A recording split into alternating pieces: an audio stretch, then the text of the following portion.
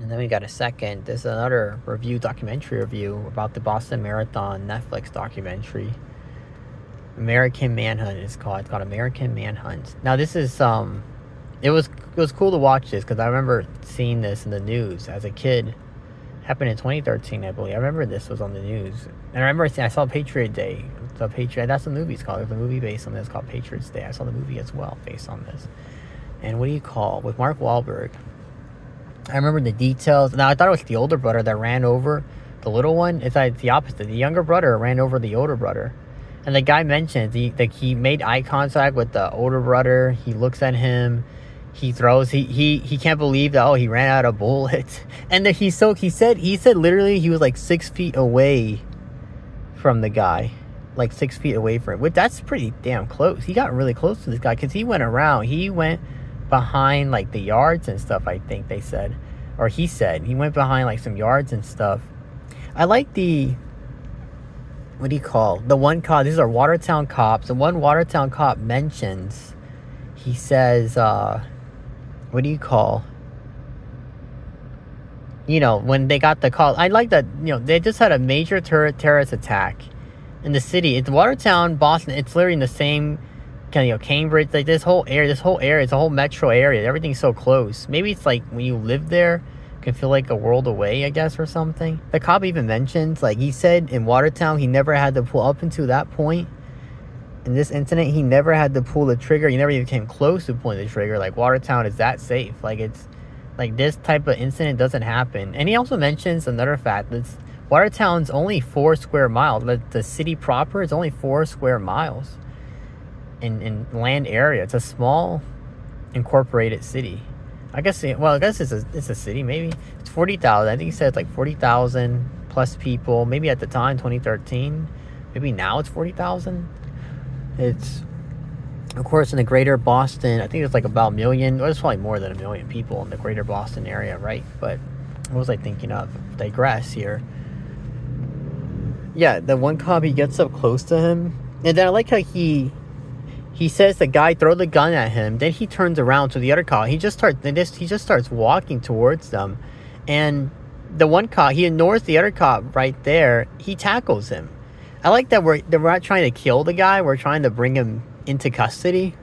And one of the cops he mentions, the Watertown cops, he said, when they got the call about the carjacking, they're thinking it's kids. They're thinking it's young kids. They carjacked a car, and it's just going to be where to light it up. Maybe they got a little resistance, but it's going to be nothing major. But even after they start shooting them, they're laying down fire. There's a big response. All these other cops, presumably all these other units showed up to this location in Watertown, and the guys were throwing bombs. The cops still said, like, it didn't click to him. That's what's funny. I think it almost feels unbelievable when he says it, and then he does chuckle when he says it. Like, it came kind of slow for me to get it. It came way too slow for me to get that. Like, no, that's not. This is something bigger than just somebody stealing a car. Who the fuck is throwing bombs? Hello. And then there's like a pressure cooker bomb. It's a pressure cooker bomb thing that it didn't detonate properly. And I think one of the things, because the kid holds it with 2 hands, he tosses it. One of the cops said it might have been, or maybe it was like an expert. Somebody mentioned in the documentary that had that been placed down instead of thrown, something to that effect, that it probably would have made a more substantial blast, and probably would have not just killed the cops, maybe even kill these guys, actually, rather than not. Because, like, when it blew up, it was a big explosion, but it wasn't, they were in the blast zone. He was saying we were in the blast zone. So had that thing actually, had it blown up properly like it was supposed to blow up. And then there was also there was some unexploded pipe bomb ordnance that were littered in the ground as well. In this film, what do you call, my gosh, what was I thinking of? With this Zanayev, something Zanayev. I forgot what his other name is. Zanayev may be his surname even. I think it's his first name. They're from Dagestan. They're Dagestani guys. They're Russians, but not ethnic Slavs. They're ethnic, I guess, Dagestanis. Maybe it's like a Turkish, Indo-Aryan type group, perhaps. Maybe they're like related to Azeris, that kind of thing, right? But what was I thinking of with these guys? the family, I like that the parents, they divorced. And they actually both moved. Both mom and dad moved back to Dagestan in Russia. But they stayed behind. They stayed behind in the United States. The younger brother, I guess presumably lives with the older brother. They kept the home there. They had an uncle, though. They have an uncle that did reside in the Boston area. And they showed a little extra on the news where he's like, hey, surrender, give yourself up. And ask for forgiveness.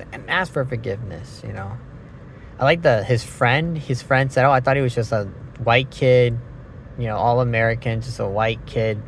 And because he saw him in the mosque. He said every Friday we go to the mosque, and I saw him in the mosque.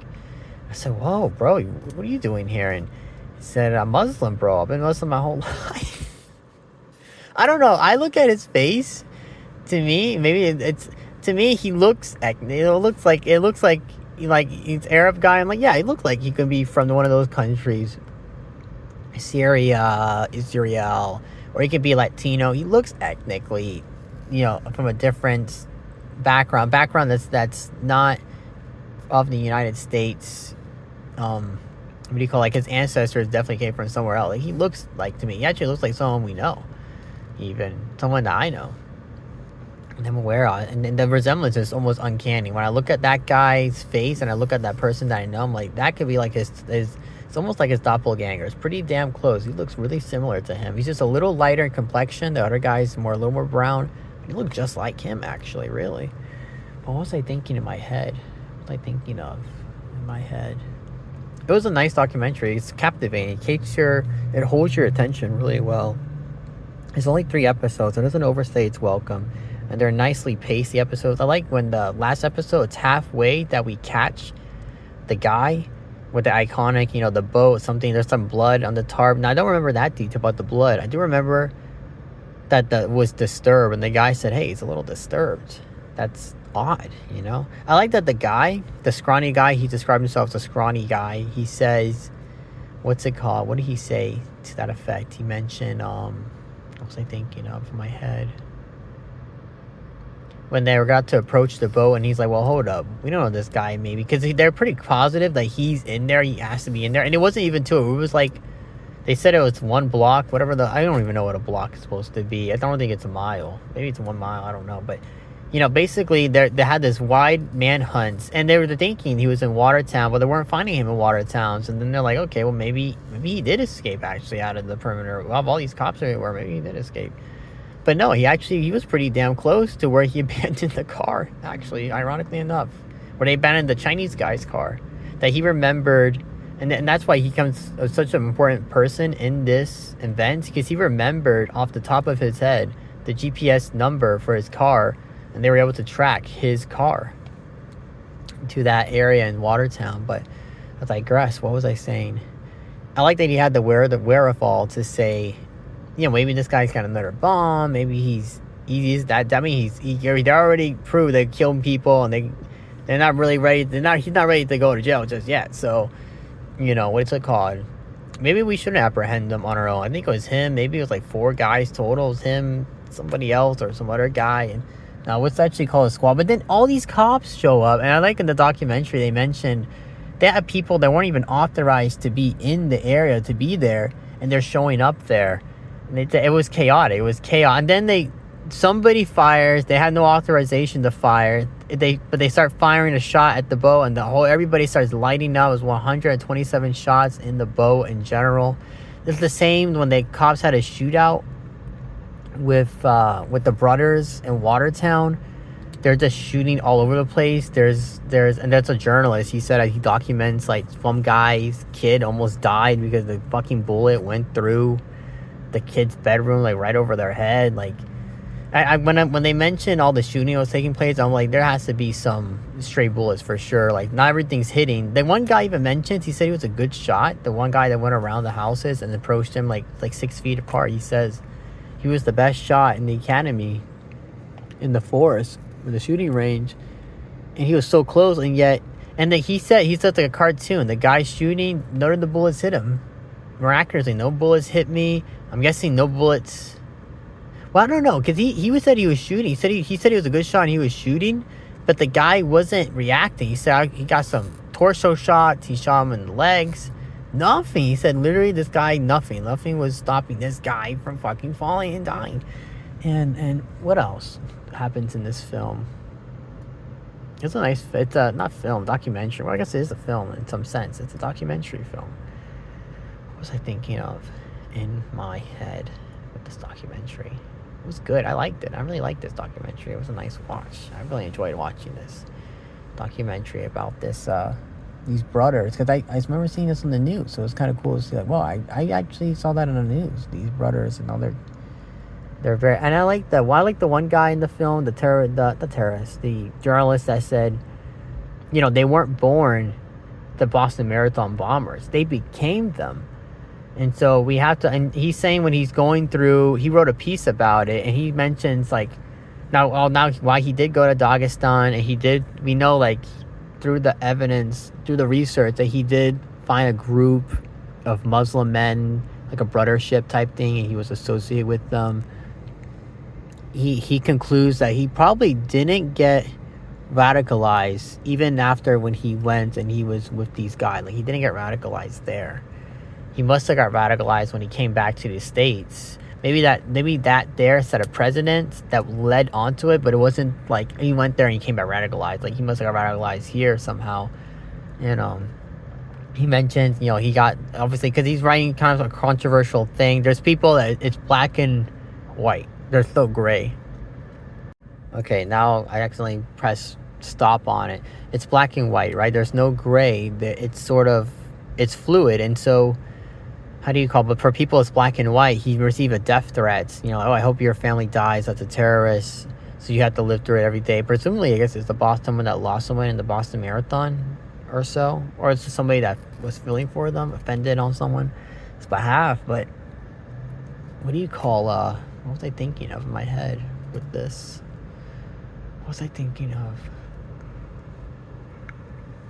Trying to remember in my head. His father died. He said his father was on the flight, the first airplane that crashed into 9/11. His father was on that airplane. And so when he received that message, it's like, I know what it feels like to have to see your relative die in a terrorist attack, actually. But he said, we can't shy away from trying to understand this, and it's like black and white. It's gray. It's not, and he said it's true. These guys weren't born the Boston Marathon bombers. They became bad people. And when they talk about the kid, they mention him. People that knew him were surprised. They couldn't believe, specifically the young kid, because that's when we got the interview with the young kid. They couldn't believe that he was, like, oh my God, he did this, actually, because apparently he was very social, outgoing, he was popular, he had a lot of friends. He was a drug dealer too, I think. He was failing the school. He was in college, but he was failing college. He probably was going to be maybe a little bit of low life, maybe get in trouble at some point. But not trouble like street trouble, gang, maybe sort of trouble, drug trouble, but terrorist trouble. But it sounds like, this kid, like, it was shocking for people to learn, like, wow, he did that? Wow, that's pretty bad. But what was I thinking of in my head with this film? What was I thinking of? I like that journalist perspective and that part where he mentions, like, how do you call, they did it. They became these people. They didn't just weren't born to do that. They became this. And I like the other journalist too. When he talks about seeing Zayev's face, like, a lot of journalists were saying, they're all plastering kind of the same reaction. But he said when he saw his face, it seems, but to him, he interpreted it as sort of, I guess, complacency. He used the word resolve, I think he might have said. Like, he had resounded himself. I think that was actually the word. He resounded himself to his faith. Like, okay, this is it. Like, I'm not gonna, they're not letting you out of jail. It was the question, right? It wasn't that he was guilty. It was the question of should he be sentenced to death, or should he just be locked forever in prison, really? And he ultimately was sentenced to death. I guess presumably by the state of Massachusetts, actually. He was sentenced to death, or like death penalty. So he's currently on the waiting list for execution. And he did have an appeal. I thought this was interesting. He did have a motion of appeal I guess presumably to take him off the death penalty. I mean, that's one thing it can be for. Is like, listen, gotta just spend the rest of my life in prison, please. So when he eventually is executed, I guess they'll announce it on the news. That's another thing. You know, when you get death penalty, you don't get executed right away. You sit there for a while, and maybe you can appeal again. Who knows? Actually, it's there's definitely people that are against it. You know, is it murder? There's that debate, right? Is it murder? Is it justified? Should we be in a country that has the death penalty, has this option to kill people that commit?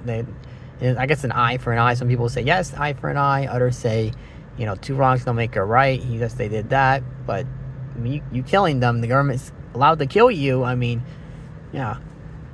But I like this documentary. It was good. Boston Marathon, American Manhunt from Netflix.